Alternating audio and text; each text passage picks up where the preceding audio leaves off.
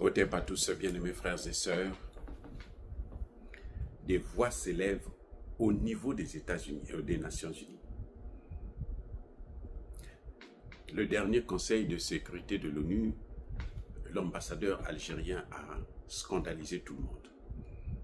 Tout le monde était bouche bée, ils se sont tous tus, personne n'a pu parler.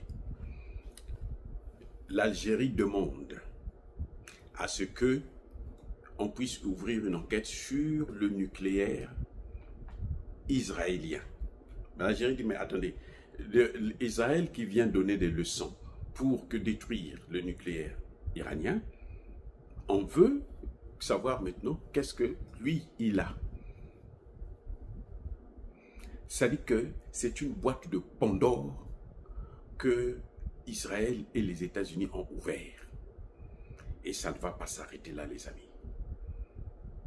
Ça ne fait que commencer. Je vous garantis que ce qu'ils ont fait en attaquant, en agressant l'Iran, même s'ils montrent que c'est l'Iran qui a agressé, tout le monde sait. Les gens les plus sensés savent que ce n'est pas l'Iran qui a agressé, l'Iran est l'agressé. Il n'est pas l'agresseur. Oui. Maintenant, on leur demande, ben, puisque vous voulez vous contrôler l'Iran qui est soi-disant en train d'enrichir les services de renseignement américains, on dit il n'y a pas d'armes nucléaires.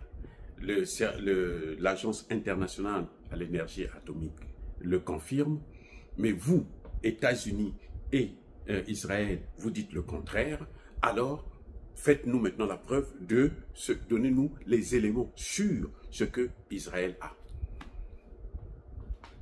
Qu'on envoie l'agence à l'énergie atomique pour aller vérifier ce que c'est. Voilà le problème. Personne, tout le monde était bouche bée à l'Assemblée générale de l'ONU. Ils n'ont pas pu parler. Donnez-nous maintenant les éléments. Parce que est-ce que aussi au Conseil de sécurité, on a donné le droit à Israël d'avoir ça? Même le nucléaire coréen est sous contrôle. Hein. Et oui, l'Agence internationale de l'énergie atomique sait que ils ont ça. Ils savent. Ils ont des informations là-dessus. Ils ont enquêté là-dessus.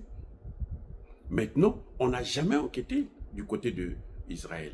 On veut maintenant que tout le monde puisse savoir ce que Israël a. Nous voulons savoir ça. Nous voulons comprendre ce qui est en train de se passer.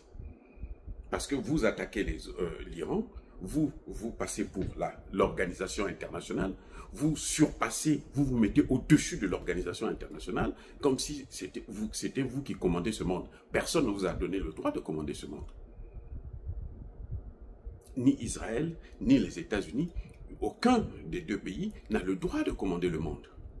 Donc on dit, maintenant, la communauté internationale, le Conseil de sécurité de l'ONU, veut maintenant savoir ce qui se passe en Israël. Ça devient couteau. Ça devient compliqué. Parce que si on rentre en profondeur, on va se rendre compte que Israël est dans l'illégalité la plus totale. On n'a jamais vu un pays qui viole le droit international comme Israël est en train de le faire avec la complicité des États-Unis d'Amérique. Et ces mêmes États-Unis d'Amérique vont donner des leçons partout dans le monde. Ça n'a pas de sens. Ça n'a pas de sens. Les frappes en Iran ne sont justifiées par aucun droit. Parce qu'il n'y a aucun texte, je vous le dis aujourd'hui, il n'y a aucun texte au monde, au niveau international bien sûr, il n'y a aucun traité qui parle de la guerre préventive. Ça n'existe pas. Ça n'existe pas. Il n'y a aucune jurisprudence. C'est pour la première fois qu'un État se donne le droit d'aller attaquer un autre État, sous prétexte que non, cet État a l'intention de nous détruire. Mais l'Israël avait dit ça, l'Iran, les gens ont parlé de ça depuis très longtemps. Les gens avaient fermé les yeux sur tout ce que faisait l'État hébreu en Palestine, au Liban. Et là, quand ils sont arrivés en Iran, les gens ont dit non, ça suffit. Et le monde entier s'est levé. Le monde entier soutient. Pourquoi ils cachent les informations de ce qui se passe? Des dégâts qu'il y a. Mais ça, c'est pas pour longtemps. Parce qu'ils seront obligés, puisqu'il y aura des problèmes économiques graves. Les États-Unis ne peuvent pas financer ça. La relance de l'économie d'Israël, ça va être un problème. Ils n'ont pas de matières premières pour le faire et ils ont tout perdu. Les centres de recherche, ainsi de suite, ça va être terrible. Ça va être terrible. Vous comprenez? Donc, je crois que c'est une occasion pour la communauté internationale de mettre chacun à sa place. Il faut qu'on arrête de détruire les pays émergents. L'Iran est sous sanction depuis près de 40 ans. Et l'Iran aujourd'hui est l'un des pays les plus avancés dans la sous-région. Et l'objectif justement des États-Unis et de l'État hébreu, c'était de détruire cette économie. Mais ils n'ont pas réussi parce que, je vous ai déjà dit, que la Chine va investir 400 milliards sur 25 ans pour relancer l'économie iranienne.